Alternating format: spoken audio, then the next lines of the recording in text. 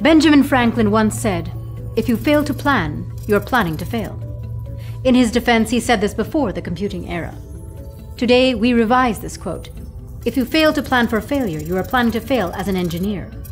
This is because if there is a way for code to break, then somehow, somewhere, someone will break it. Trust me. Using exceptions, you can manage these problems in a responsible way. If a client asks you to capitalize an integer, you can decline their bizarre suggestion. And if someone asks you to divide by 0, then you can throw an exception letting them know what they can do with their division request. Once you learn how to do this, you will become an exceptional Python engineer. When Python encounters an error while running your code, it stops execution and raises an exception. An exception is an object with a description of what went wrong and a traceback of where the problem occurred. There are many different types of exceptions built into Python. Each one describes different types of problems. Let us begin by looking at some of the most common exceptions. Then we will learn how to handle exceptions when they occur and raise exceptions when necessary. To illustrate the exceptions, I am going to deliberately make mistakes in my code. The mere thought of this causes my neural nets to rebel, but this is for a good cause. We will put these mistakes in a file called exceptions_tutorial.py.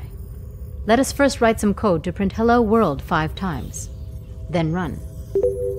Instead of our welcoming message, there was a problem. The last line displays the type of error encountered, a syntax error. It also gives a terse description of the problem, invalid syntax. A syntax error means you did not follow the rules for how to write Python code. You will encounter this a lot when you're first learning Python. Above, you will see some text that tells you where the problem occurred. This text is called a traceback. In fact, Python displays a caret pointing to the precise location of the syntax error.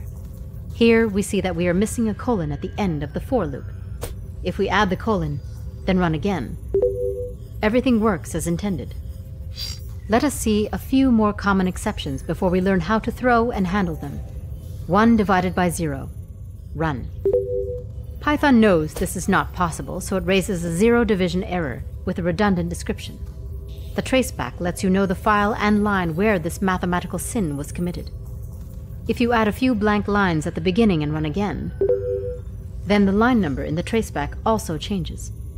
Next, let us open the X files and read the contents. This will be exciting to read. Why am I not surprised? Whenever a file cannot be found, Python raises a file not found error. The truth must still be out there. What if you try to add 1, 2, and 3, but instead of the integer 3, you use the word 3? How I laughed while typing that. Here, you get a type error with a more helpful description.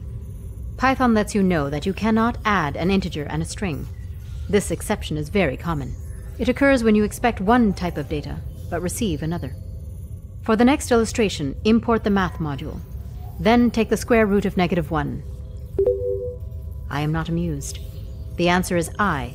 We've known that for centuries. The math function expects a number, which we provide, so there is no type error. But apparently it is afraid of negative numbers, so it raises a value error. This is used when the type is correct, but the value is something that cannot be handled. Python comes with a large collection of built-in exceptions. Here we display them in a hierarchy to show the parent class of each exception class. Python does this to logically organize the many exceptions. For example, look at this subbranch.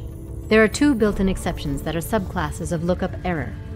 The index error occurs when you try to access an item in a list or tuple that is out of range. The key error happens when you try to look up a value in a dictionary using an invalid key. In your own code, use one of the built-in exceptions whenever possible. But if necessary, you can create your own exception by subclassing the exception class. One final note. Notice how most of these class names end in error and not exception. Why is this? Because that is how it is done in Python. The general way for handling exceptions is the try, except, else, finally construction. You can have more than one exception clause if necessary. This gives you the ability to respond to different exceptions in different ways. Python begins by trying to execute the code in the try block. If a problem occurs, it jumps to the first matching except block and executes that code. If no problem occurs, then after the try block is finished, Python will skip all the except blocks and run the else code.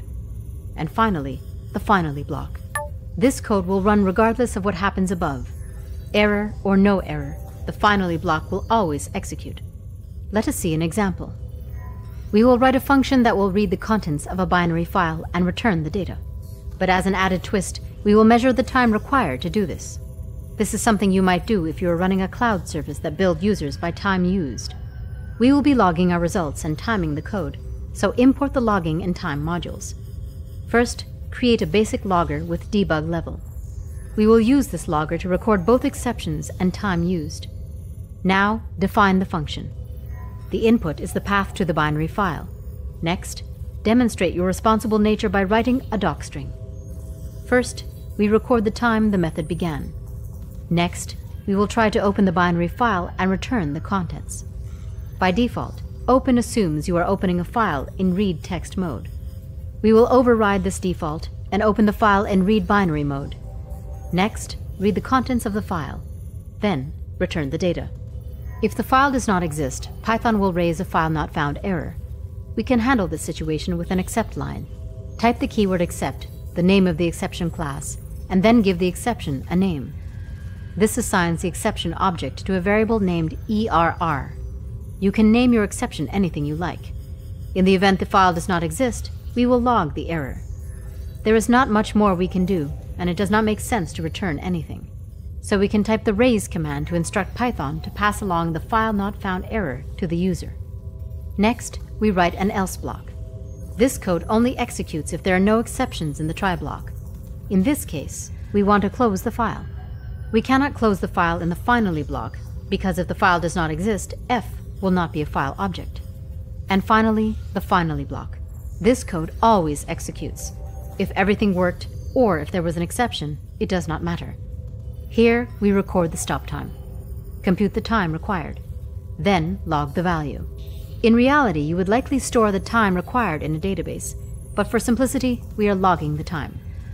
This function uses all 4 parts of working with exceptions: try, except, else, and finally. It is now time to test it. First, we will read an audio file. Run.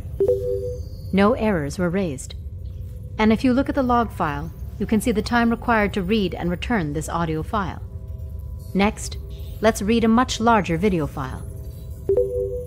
Again, everything worked fine, and the log file showed it took a bit longer to read the video file. Next, try to read a file that does not exist. Uh-oh. This file does not exist, and the function passed the file not found error onto us for handling.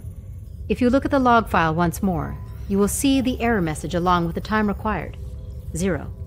Our users will be sad about the lack of data, but happy there will be no charge. A wise creature once said, "Do or do not. There is no try." Apparently, Yoda never wrote code, because when writing software, you are trying all over the place. I will now try to convince you to support us on Patreon. If you raise a money not found error, we will completely understand.